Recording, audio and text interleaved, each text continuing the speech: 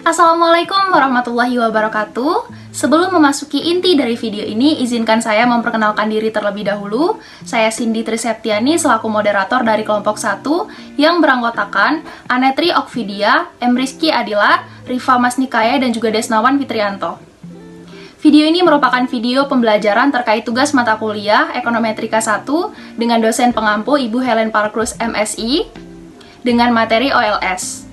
Kami dari kelompok 1, dari ruang 001, Prodi Ekonomi Pembangunan, Fakultas Ekonomi dan Bisnis Universitas Jambi, akan mempresentasikan materi yang kami bagi menjadi 4 bagian.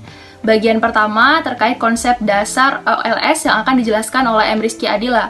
Bagian kedua terkait ciri-ciri OLS yang akan dijelaskan oleh saya sendiri. Kemudian juga ada asumsi OLS yang akan dijelaskan oleh Rifa Masnikaya.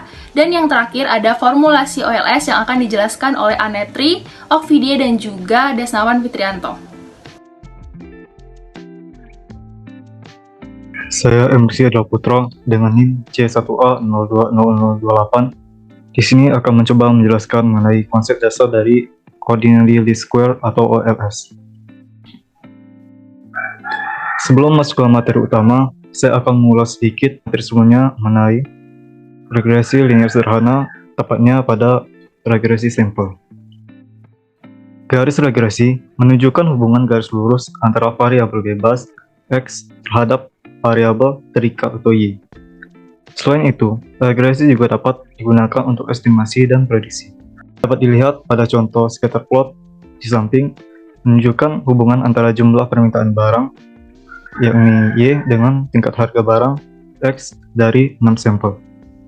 Pada scatter plot di samping menunjukkan garis regresi sampel yang mewakili permintaan barang atas berbagai tingkat harga dari 6 sampel. 6 sampel itu diwakilkan oleh titik-titik yang ada 6 pada grafik tersebut. Persamaan regresi sampel pada scatter plot itu ialah YI sama dengan beta 0 topi ditambah beta 1 topi dikali X1 ditambah error, yang mana dapat dimaknai bahwa YI merupakan nilai aktual dari variabel terikat. Dalam kasus ini merupakan jumlah permintaan barang. Sementara beta 0 topi adalah nilai prediksi beta 0 yang merupakan intercept dari kurva di atas.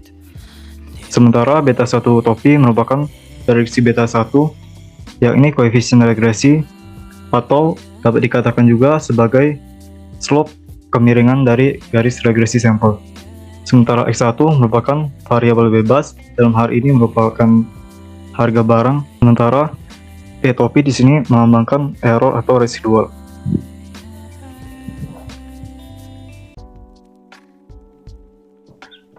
Persamaan 1 jika digambarkan dalam bentuk grafik merupakan garis lurus dengan intercept sebesar B0 topi dan slope B1 topi.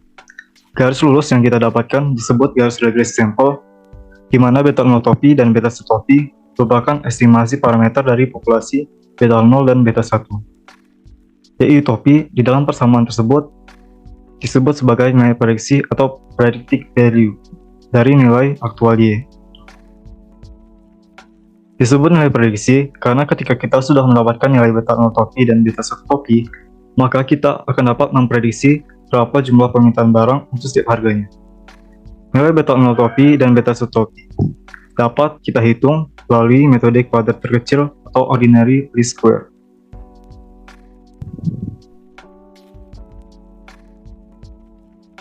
Persoalan penting dalam membuat garis regresi sampel adalah bagaimana kita bisa mendapatkan garis regresi yang baik, yaitu sedekat mungkin dengan datanya, atau dikenal juga dengan BLUE, yang merupakan akronim dari Best Linear Unbiased Estimator, sehingga akan menghasilkan prediksi yang baik. Metode yang sering digunakan dalam analisis regresi adalah metode Ordinary Least Square atau OLS. Persamaan 1 merupakan prediksi, dan nilai prediksi ini akan berbeda dengan nilai aktual. Perbedaan nilai aktual dengan nilai prediksi disebut residual. Persamaan 1 dapat ditulis kembali sebagai berikut. YI sama dengan YI topi ditambah error, yang dapat dimaknai dengan YI aktual sama dengan YI prediksi ditambah dengan nilai residualnya. Lalu, dapat juga diterjemahkan menjadi persamaan 3 YI topi sama dengan YI dikurang YI topi, yang mana dapat diartikan nilai residual adalah nilai YI aktual dikurang dengan YI prediksinya. Atau dapat dijabarkan lagi menjadi persamaan 4, yang ini YI topi sama dengan YI dikurang beta 0 topi dikurang beta 1 topi dikali XI, yang mana nilai residual adalah nilai YI aktual dikurang dengan prediksi beta 0 dikurang prediksi beta 1 dikali dengan XI. Konsep residual dalam persamaan regresi sampel bisa dijelaskan melalui garis regresi sampel. Kita ambil contoh tadi, misalnya kita mempunyai 6 data sampel, jumlah permintaan barang Y dan harganya X. Secara grafis, variabel residual ini merupakan selisih jarak antara jumlah permintaan yang diprediksi dari garis regresi dengan data aktualnya. Apabila kita lihat kurva di samping, yang dimaksud dengan nilai residual adalah gap antara nilai aktual dengan nilai prediksi dari garis regresi sampel. Yang ini dapat dinotasikan dengan E1, E2, E3, dan seterusnya. Untuk mendapatkan garis regresi yang baik, kita harus meminimumkan jumlah variabel residual sekecil mungkin. Salah satu caranya dengan mengkuadratkan masing-masing residual. Dengan mengkuadratkannya, maka kita memberi timbangan yang lebih besar kepada residual yang mempunyai jarak yang lebar. Sebagai contoh, misalnya kita memiliki nilai residual yang negatif dan berada pada bawah garis regresi sampel. Maka apabila kita kuadratkan, nilai negatif tersebut akan menjadi positif, yang otomatis akan memperkecil gap antara nilai aktual dengan nilai prediksi. Metode mencari nilai residual sekecil mungkin dengan menjumlahkan kuadrat residual ini disebut dengan metode kuadrat terkecil atau ordinary least square. Metode OLS yang akan menjamin jumlah residual kuadrat sekecil mungkin dapat dijelaskan sebagai berikut. Sigma YI topi kuadrat sama dengan sigma YI dikurang YI topi kuadrat, yang mana dapat dimaknai sebagai jumlah dari kuadrat residual sama dengan jumlah dari Y aktual dikurang Y prediksi yang dikuadratkan. Atau dapat dijabarkan menjadi persamaan di bawahnya, sigma YI topi kuadrat sama dengan sigma YI dikurang beta 0 topi dikurang beta 1 dikali XI kuadrat. Jumlah residual kuadrat sama dengan jumlah dari nilai Y aktual dikurang nilai prediksi beta 0 dikurangi nilai prediksi B1 dikali X1 dan dikuadratkan. Untuk mendapatkan nilai residual yang sekecil mungkin, maka dapat dilakukan dengan metode diferensiasi. Proses diferensiasi menghasilkan estimasi beta 0 topi dan beta 1 topi sebagai berikut. Beta 1 topi sama dengan sigma YI dikali sigma XI kuadrat dikurang sigma XI dikali sigma XI dikali YI per N dikali sigma XI kuadrat dikurang sigma XI dikuadratkan. Beta 0 topi sama dengan N dikali sigma XI kuadrat dikali sigma YI dikurang sigma XI dikali sigma XI dikali YI per N dikali sigma XI kuadrat dikurang sigma XI kuadrat sama dengan sigma YI per N dikurang beta 1 topi kali sigma XI per N sama dengan Y bar dikurang beta 1 topi dikali X bar. Bahasan berikutnya akan dilanjutkan oleh rekan saya. Saya akan menjelaskan mengenai ciri-ciri penaksir OLS. Penaksir OLS memiliki ciri-ciri sebagai berikut. Penaksir dinyatakan semata-mata dalam besaran yang bisa diamati, yaitu besaran sampel. Penaksir merupakan penaksir titik, yaitu dengan sampel tertentu, setiap penaksir akan memberikan hanya satu nilai titik atau tunggal parameter populasi yang relevan. Sekali garis estimasi, metode OLS diperoleh dari data yang dimiliki, maka garis regresi sampel akan dengan mudah dapat dicocokkan dengan data originalnya. Penjelasannya, penaksir OLS ini atau beta 0 dan juga beta 1 adalah tidak bias, terutama dalam analisis regresi dengan menggunakan sampel besar, sehingga penaksir parameter yang diperoleh dari sampel lebih mendekati nilai parameter sebenarnya. Kemudian linear, dalam arti bahwa beta 0 dan juga beta 1 adalah suatu fungsi linear dari variabel acak dari QDX di dalam model analisis regresi. Beta 0 dan juga beta 1 mempunyai varian yang minimum atau penaksir yang efisien. Maksudnya di sini adalah varian beta 0 dan juga beta 1 lebih kecil dibandingkan dengan beberapa penaksir lainnya. Walaupun terlihat sangat sederhana, metode OLS populer karena mempunyai ciri-ciri yang sangat kuat yang dinamakan dengan teori Gauss-Markov, di mana teori ini menyatakan bahwa apabila semua asumsi linier klasik dipenuhi, maka akan didapatkan model penaksir yang tidak bias, linier, dan juga merupakan penaksir terbaik atau best linear unbiased estimator atau BLEU. Baiklah, saya akan melanjutkan presentasi dari teman saya, yaitu di sini saya akan menjelaskan asumsi OLS atau asumsi ordinary least squares. Nah, di sini untuk poin pertama yaitu model analisis regresi bersifat linear, yang berarti model regresi bersifat linear dalam parameter. Ketika terdapat interpretasi harapan Y dengan syarat XI sama dengan beta 0 ditambah beta 1 XI kuadrat merupakan regresi linear. Akan tetapi, ketika ada interpretasi harapan Y dengan syarat XI sama dengan beta 0 ditambah akar kuadrat dari beta 1 X1, maka interpretasi tersebut bukanlah regresi linear. Untuk poin kedua, nilai variabel bebas atau Px sama dengan tetap, yang berarti nilai dari variabel atau Px tersebut merupakan non-stokastik, yang berarti ketika ada populasi dan diambil sampel dari populasi tersebut, maka nilai dari sampel tersebut tidak akan berubah, walaupun sampel tersebut diambil berulang-ulang. Poin yang ketiga yaitu nilai rata-rata dari kesalahan atau error term sama dengan 0. Atau dalam persamaan disebutkan harapan error term dengan syarat Px sama dengan 0. Poin selanjutnya yaitu homoskedastis atau varian dari E term nilainya sama, yang berarti bahwa sejumlah nilai dari Px memiliki varian dari E term yang nilainya sama untuk semua pengamatan, yang berarti bahwa varian kondisional E term identik dengan harapan E term kuadrat sama dengan 0.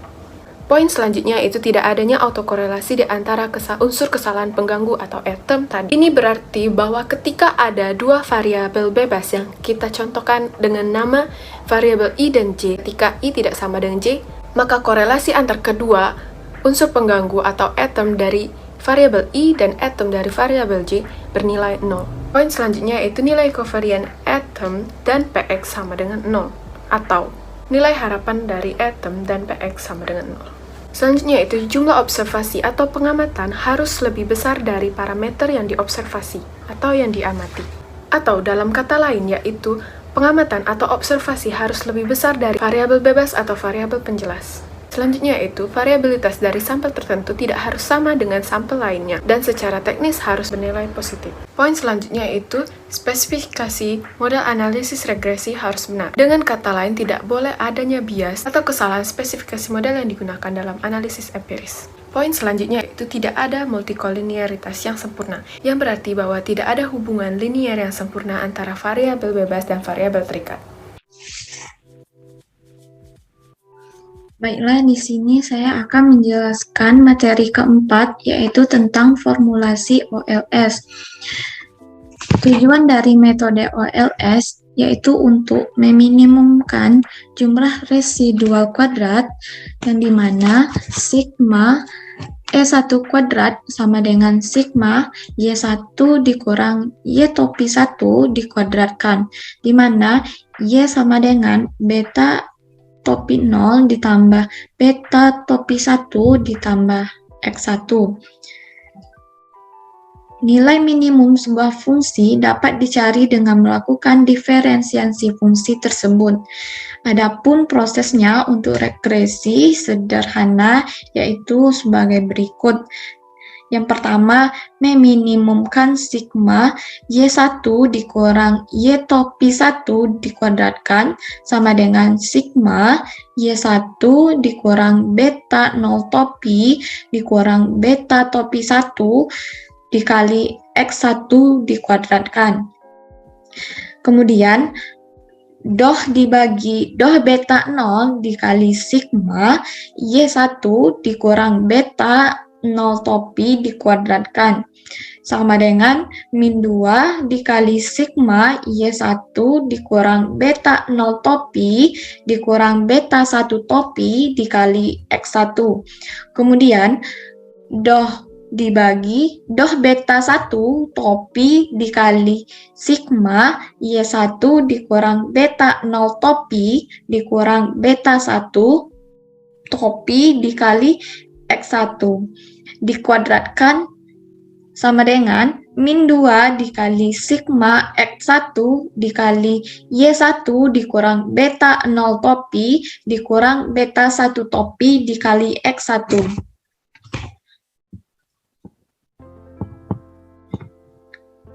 Kemudian, menyamakan persamaan 1 dan 2 dengan 0 dan membaginya dengan 2, maka akan menghasilkan persamaan 3 dan persamaan 4. Kemudian, dengan memanipulasi persamaan 3 dan persamaan 4 tersebut, maka kita akan menghasilkan persamaan 5 seperti yang ada di layar. Dari persamaan 5 dan persamaan 6 tersebut, kita juga bisa mendapatkan nilai untuk B0 dan beta 1 dari persamaan 5. Jadi kita bisa mendapatkan beta topi 0 nilainya yaitu. Selanjutnya kita dapatkan persamaan 7, yaitu N atau jumlah konstanta beta 0 topi sama dengan jumlah YI dikurang dengan beta 1 topi jumlah dari X dikali jumlah XI. Kemudian kita pindah ruaskan sehingga menjadi B0 topi sama dengan jumlah YI dibagi dengan N, karena ini tadi pindah ruas. Begitu juga dengan yang B1 topi jumlah XI dibagi dengan N, sehingga hasilnya ada pada persamaan 9, di mana persamaan 9 ini sama dengan rumus pada beta 0 atau pembuktian untuk beta 0. Kemudian selanjutnya untuk mencari beta 1 topi, itu caranya bersama dengan yang tadi, dimana di sini ada jumlah konstanta, terus kemudian ada jumlah XI dan YI ya. Nah, sama dengan beta 0 topi jumlah konstanta jumlah XI ditambah dengan beta 1 topi kemudian N jumlah XI pangkat 2. Nah, kemudian kita persamaan 11 kita masukkan B0 topi itu sama dengan yang ini pada persamaan 8 dan ditambah dengan beta 1 topi ini yang ada pada persamaan 10 nih sama, tinggal diturunkan saja. Selanjutnya pada persamaan 12, ketika kita sudah selesaikan persamaan 11 tadi, akhirnya kita dapat persamaan 12, dimana persamaan 12 ini seperti yang ada pada gambar di PPT. Selanjutnya dari persamaan 12 ini kemudian kita bagi antara pembilang dengan penyebutnya. Jadi kita bagi antara yang atas dan yang bawah, sehingga akan menghasilkan hasilnya yaitu di persamaan 13.